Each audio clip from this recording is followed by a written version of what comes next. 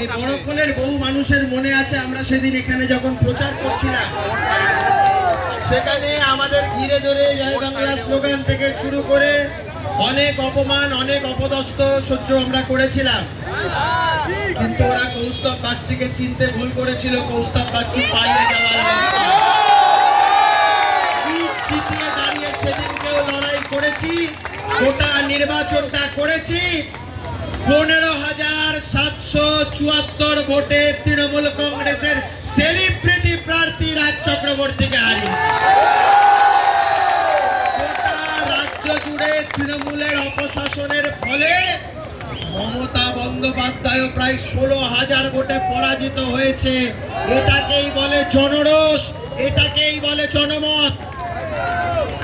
কিন্তু আমি এই বিজয় মিছিল থেকে আপনাদের উদ্দেশ্যে সকলকে বলবো, মানুষ আমাদের এই বিপুল রায় আমাদের আচরণের কারণে দিয়েছেন। আমাদের সংযত থাকতে হবে, আমাদের কোনো ঔদ্ধত্যপূর্ণ আচরণ করা চলবে না।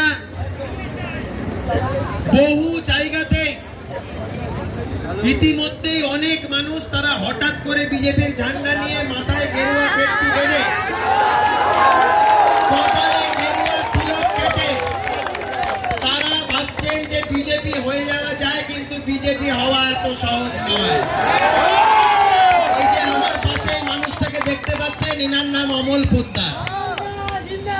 তৃণমূলের অত্যাচারের ফলে যার মাথায় প্রায় 30টার মতন স্টিচ আছে। এই অত্যাচার, এই আত্মত্যাগের ফল ভারতীয় জনতা পার্টি। এই পাশের মানুষটাকে দেখছেন বাপিদা, নিরলসভাবে তৃণমূলের থ্রেট থামারি সহ্য করার পরও দল করে